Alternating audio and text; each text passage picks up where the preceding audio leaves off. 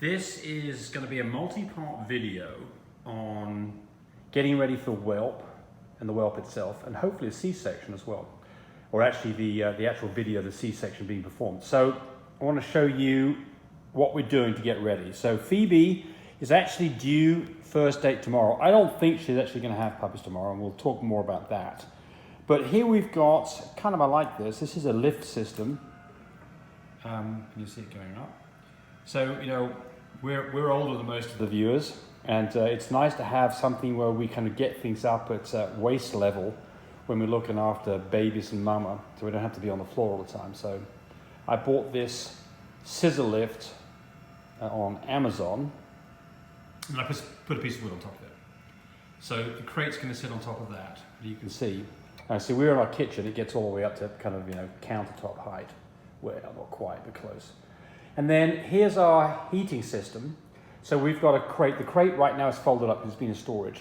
But you can see this 3M tape here. This is the tape that we manufacture to provide heat only in the periphery of the floor where the puppies are going to be under the pig rail. And so you can see that temperature is set to, it's actually set to 104. It'll bounce around, but you can see the temperature around 105 degrees. It's going down a little bit. And when it gets below 104, the little heater will come back on. But it's going to keep that at around 104 degrees Fahrenheit. Nice temperature for the puppies. But we wouldn't want to heat mum up to that. She wouldn't like it at all. So the area in the middle is not heated at all where mum is. All right. So the next part's we're going to set this thing up. Here's the crate set up on top of the lift. This is, I'll step back a little bit. This is I think it's a Midwest crate, 48 by 30. A 42 by 28 works great for Frenchies too. It's a little bit bigger crate, but either's fine. I like the double door crates. So this has got two doors, one on the side and then one on the front. The reason I like it is because the side door tends to be a bit bigger and it's easier to get in there. So, but you could use a single door, either's fine. Then you can see I pulled the tray out, so you can see when you've got the heat taper, you just slide the tray in, and I'm just going to show you the temperature on this. So, coming to the middle where mum's going to be, it's going to be the same room as the house. So we're at 73 degrees in the center. So nice and cool where mum wants to be, because that's what she likes. Then the puppies want something that's warmer, and there you can see we're 97 degrees, and I could turn it up a little bit, which is 96, 97, somewhere in that region there. So this area right in here, all the way around the periphery, is nice and warm, and then we're going to put the pig rail inside, so the puppies will be under the pig rail. Right, so that's the setup for that. You can buy these crates on Amazon for something between 60 and 90 bucks. There's three brands that I think are really good. Midwest Crate, Paws and Pals, and Amazon Basics all make nice crates. They come with a plastic tray. We can build any size heat tape to fit whatever crate you decide you want. And as you can see, we're in our kitchen. That's where we like to have our puppies, because we want to be able to kind of, you know, enjoy the puppies and make sure everything's okay. And then they're going to stay in here until they're about 4 weeks old, when they start to get weaned or move into something a bit bigger. But that's great to start with. And mum will want to be in here with this all the time, 24/7. She's going to be in here. We let her outside. She's going to want right back in there to see her babies. And you can see we've got there's the thermostat. It'll bounce around. It's actually set for 104, so it'll go up to 106 and a half. It'll cool off a little bit, and then it'll trigger itself back up and go back up. So that's quite normal. Okay, so let's get a pig rail in here. This is the pig rail setup. We supply you with 4 of these corner pieces. This, you'll see what this is for in a moment, but it's basically to stop a puppy getting behind that and getting trapped.